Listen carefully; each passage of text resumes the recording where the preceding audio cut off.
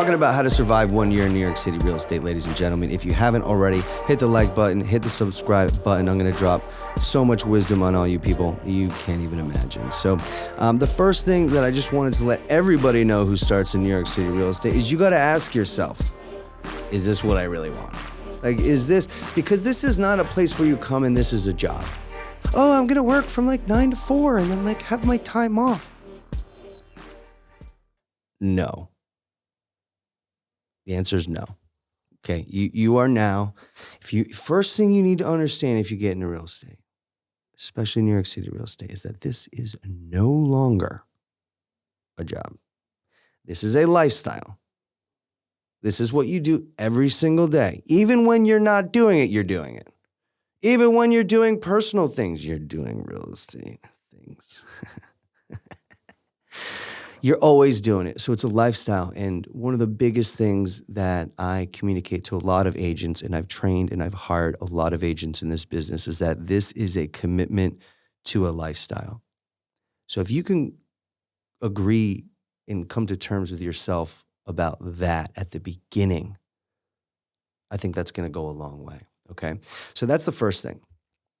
So whenever you get started in real estate, the first thing is you want to find a really great mentor. So you want to find a place, whether it's a brokerage or a broker, even if you don't get paid, oftentimes to work with some of the best, there's not going to be too many opportunities. So being very open and flexible is very important. You want to learn from the best. You want to get best practices from the best. One of the great things about, working here at Sirhan is, we have access to Ryan and, all of his coaching systems and tools and training sessions. I also have my own. And the first thing is it's a lifestyle. Okay. The second thing is you need to start to learn. Okay. So you want to find a great place where you can have a mentor and then you can learn. Once you start learning, you want to immediately start acting. This is New York. You don't want to be in theory for too long. A lot of people get in their head about, oh, do I call this guy? Do I not call it? Doesn't matter. Call everybody. Because at the end of the day, who cares? They might not be the buyer. They might not know the buyer. They might not know anything. But you just made another rep and you're creating a habit in a lifestyle, in a routine of dialing. And that's what's going to help you. So it's a learn, then it's an earn, right? You're going to start learning. You're going to have a mentor. You're going to go through tons of pain. There's going to be ups. There's going to be downs. Okay? I'm just giving you the framework. I can't get into the details of every single scenario. And I think I will at some point, but not right now. This is just how to survive your first year. So you got to go through a lot of pain. Okay? You got to earn. You got to close your first deal. You got to follow up with that first deal because that first deal might turn into a sales deal, a $3 million sales deal, like I described on my other podcast not too long ago. So it's all possible, and it all takes a lot of time. Now, remember, in order to get clients too, you have to be super resourceful. Not only do you have to call your network, but you have to say, where are these clients coming from? Where is my client? Who's my target client? Is my target client Jenny and Susie who are looking for their first apartment? They want to live in Midtown in a share. I mean, that's great if that's your demographic. I started in that demographic. Now I'm looking at a much different demographic. If you're not the CEO of a publicly traded company or CEO of a company, or you own the company, that's who I'm looking for. If not, then, I have a whole team around me that's able to kind of absorb that. So the way that I act is that I try and attract that kind of clientele. So one thing I'll note, and I did this on my last podcast, was the other day I was at the $250 million penthouse that Ryan Sirhan has listed at Central Park Tower. Now, I could have went there like everybody else. It was a gala, okay? We had an incredible event. This is the highest penthouse, by the way, everybody. This is the highest penthouse in the entire planet. We were hanging out on the highest terrace in the entire planet. I mean, my ears popped 7 times by the time I got up and down there. I didn't even know what was happening. So sitting in that penthouse, I wanted to attract some people that were very forward thinking. I wanted to say, all right, look, if I'm a forward thinking agent And I'm in an environment right now where there's some of the best Sell Like Sirhan agents across the world together at a $250 million penthouse on Central Park South. And they're all there together. Why don't I just wear a QR code? I could have worn a nice, nice shirt, nice tie. Got my Hermes tie, yeah, banker. Or I could rock a t-shirt that has my QR code. Now, if you want, you could just, I don't know if you want to do it on the screen right now, or we could just put it up right here. This is a better location. I'm just looking at all this is great. I'm just getting used to it here. So yeah, right here is where the QR code is. If you want to just hit the QR code right here. Guys, I'm having fun here. So I thank you for listening and also just having fun with me as well. A couple other points that I want to hit on surviving your first year. You got to watch your money because every time you walk outside, it's literally, it just fleeces you of 100. It used to be 100. Now it's $200. I walk outside. It's like, what?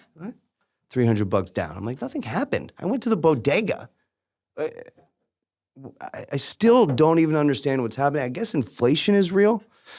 That's why you want to buy real estate because it also inflates. Great hedge against inflation. Inflation is real estate. So you want to watch your money. Look, I didn't really go outside that much. I just stuck to like if I had to, I'd just sit at home, okay? And just sit there and drink water. So you got to be very, very specific about your money. You can't get into too much credit card debt. I used credit cards in my career to help me get to where I was at. I leveraged them. I put all the credit card debt onto another credit card that I would open up at 0% interest. And I would kind of just play that for many years. Another really great tip is if you're in real estate, why not figure out a great way to get real estate housing at a discount? That's one of the big strategies that I've always had personally in my career is, I might not have made that much money at the beginning. I was focusing on learning, not earning. I just spent many, many years learning. So I didn't make that much money. But what I did do was I was always creative about my living situation. So when I first moved to the city and on my first podcast, I talked about exactly how I kind of got into real estate. It was by chance. I was sitting on an air mattress in the basement in Brooklyn playing video games, and I just got into real estate. The building that I was living in, I ended up moving from the basement all the way up to the top floor apartment. It was a 4-bedroom apartment. I didn't have enough money to rent the whole apartment. So what I did was I got creative and I took pictures and I went on Craigslist and I put a listing of a roommate share room in this East Williamsburg Bed-Stuy apartment. And I got all these people to come in. And when they came in, they gave me not only first month's rent, but security. So I used all of their money to then pay for my first month's rent and security in the apartment. So I rented them apartments that I didn't even have the master lease on yet. But then I took the master lease when I got all the money because I was able to do it. So I controlled the lease. My rent was $300-$400 with utilities every single month. And that's how I was able to get my start is by being creative. Like if you're in real estate or you want to get into real estate, why not go find a real estate deal with 3 of your buddies, right? Take it down, figure out how to do it with a guarantor, whatever, paperwork, and then charge your buddies a little bit more just for working the deal out. They don't have to think about it. Hey, bud, move in. And what I would do is that one person move out and another person would move back in.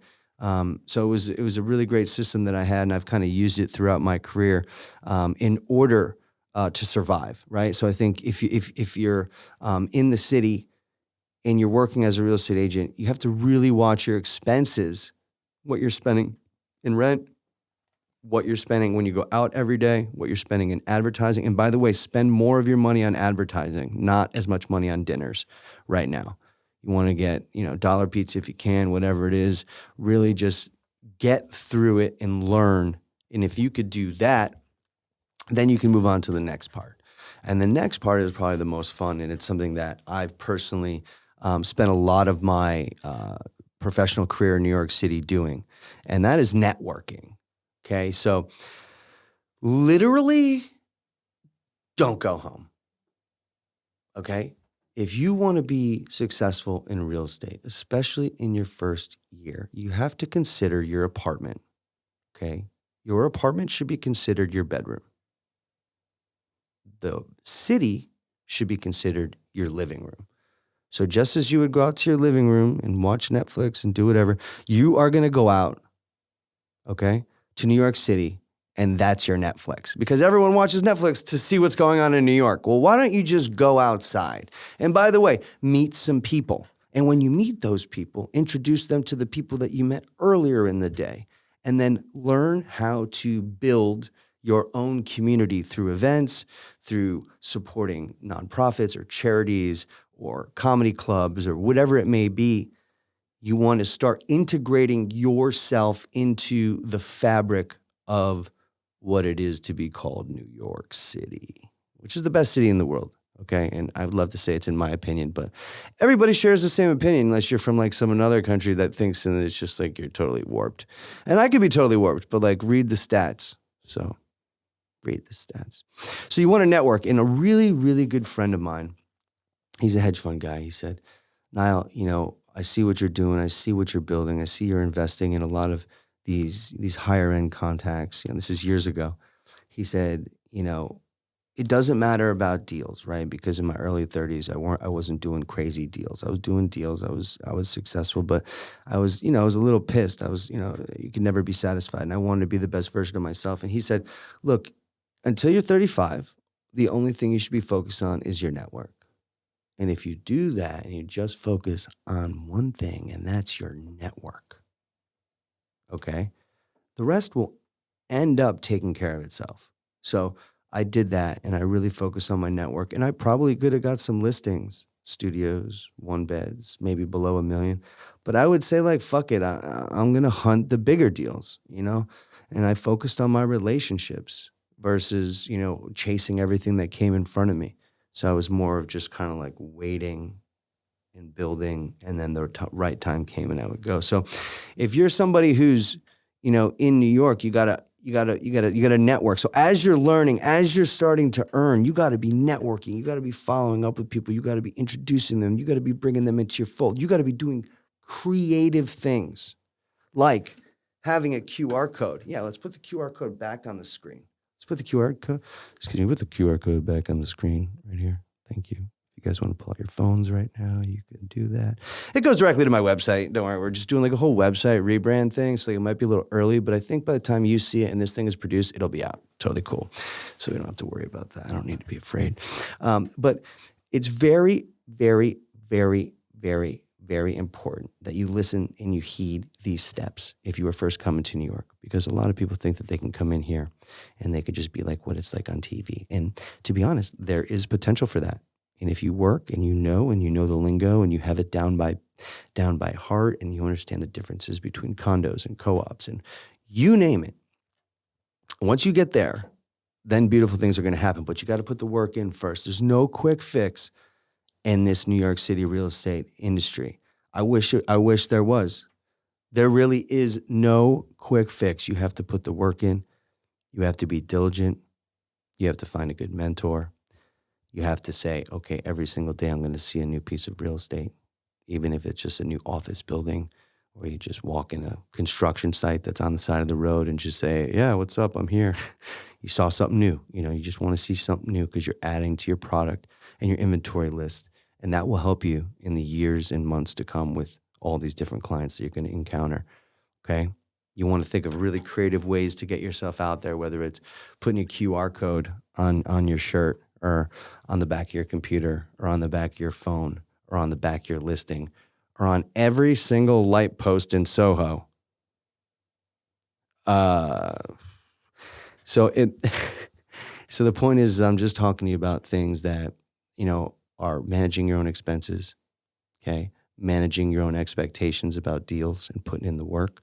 And then being smart enough to say, in addition to everything that I'm doing as a job of real estate, I'm creating a lifestyle, I'm working, I'm networking. My apartment is my bedroom, right? The city is my living room.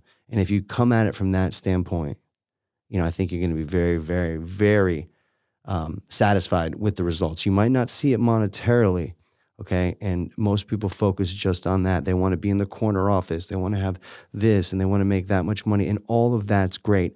Let's just start with the one goal of how to survive year one in New York City real estate. And I hope that this podcast had a little bit of energy and a little bit of light that was shined on what that is actually like. It's about building your business. It's about managing your expenses. It's about owning up to yourself and having a keen sense of responsibility. You could probably get away with it in Nebraska, but we are not in Nebraska. And your competition is Ryan Serhant and me. And we're moving pretty fast. So it's totally doable, though. I think everybody has it in them. They just got to dig deep. You could always reach out to me if you have any questions about what you've heard. You could always hit the comments right now. I'm very active in all of the comments on all of my social media. So if you do comment to me right below, I'm more than happy to share my thoughts right back to you. If you do take the 2 seconds to comment, I just want to say thank you, because I know everyone's lives are moving a mile a minute now, and I'm even getting a phone call, but it doesn't matter because I'm with you and I want to say thank you. Please hit the like button. Please hit the subscribe button. That notification bell will keep you abreast of every single one of the podcasts and videos that I drop on this YouTube channel. I thank you so much for checking us out. I am, to be honest with you, the broker that never sleeps, man, because I don't. I'm getting deals done in morning, noon, and night. And even when everyone's sleeping, I'm still doing deals. And when you're just getting a wink, I'm doing the deal. And then it's happening. Did he send the wire yet? Yeah, wire was sent. So thank you so much. Really appreciate you. We'll be seeing you soon, and we'll catch you next time. Thank you.